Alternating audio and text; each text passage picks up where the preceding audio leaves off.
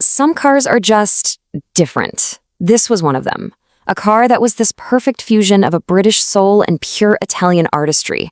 It was a handcrafted vision shaped from aluminum like a sculpture, with these little details that just whisper perfection. It honestly could have changed Mini's entire future, but it never ever reached the street. I mean, just let that sink in for a second. This wasn't just another flashy concept car built to grab a few headlines. No, this was something else entirely. Something that commanded respect from the absolute masters of car design. A true showstopper. And that right there is the big mystery. How could a car this perfect, this admired by literally everyone, end up as just a museum piece? Well, the answer is a classic, almost tragic story of art versus arithmetic. The soul versus the spreadsheet.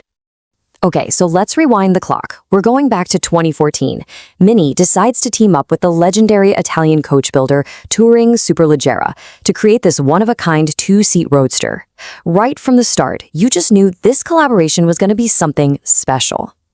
Now, to really get the Superleggera, you got to understand what was going on at Mini at the time.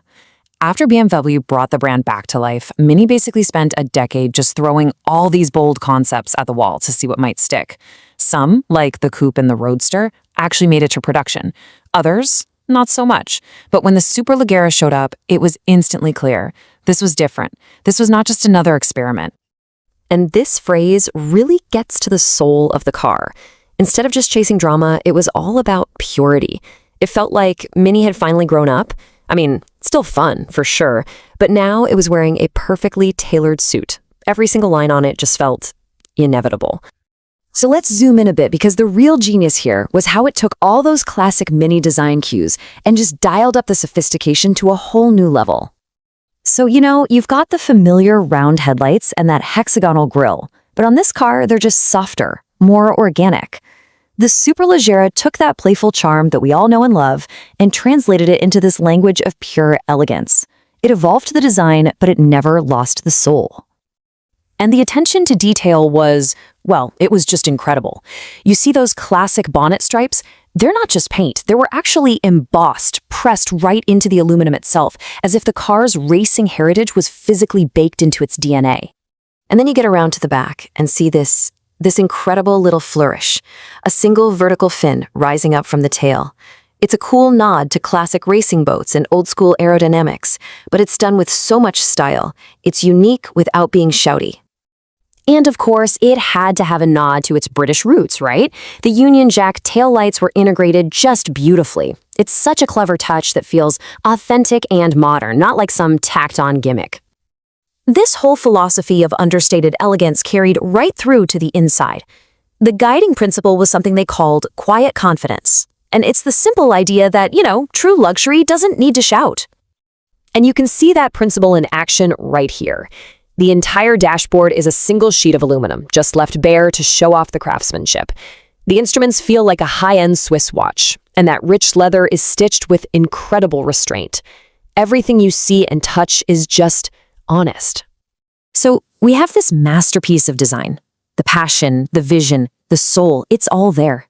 But then comes the inevitable collision with reality. Even the powertrain was part of this whole story.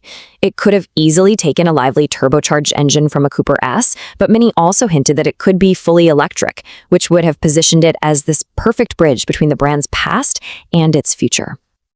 And this is where the conflict really comes into sharp focus. On one side, you have the dream, this beautiful, handcrafted halo car that could elevate the entire Mini brand. But on the other side, you've got the hard reality. That hand-formed aluminum made it incredibly expensive to build. And let's be honest, the existing Mini Roadster wasn't exactly flying off the shelves. The business case was just stretched way too thin. And yeah, that was pretty much it. The practical, logical arguments of the spreadsheet won out over the emotional pull of the design. The project was officially shelved. But hold on, that is not the end of the story. Because even though the Superleggera was never actually built, its impact and its importance absolutely lives on. Its legacy was actually pretty profound. The Superleggera proved that Mini could be sophisticated.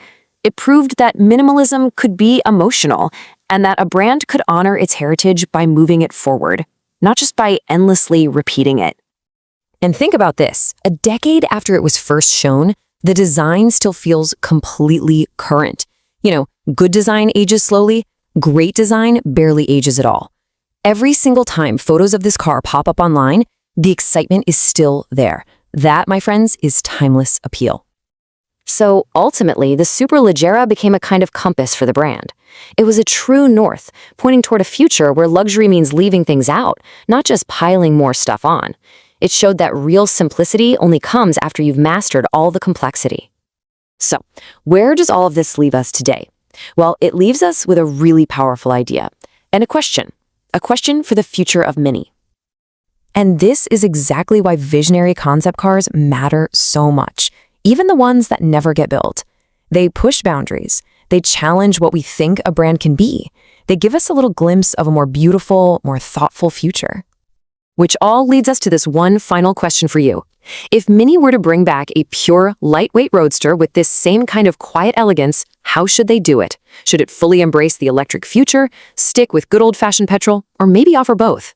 Let us know what you think. After all, sometimes the best ideas are the ones we just refuse to let go of.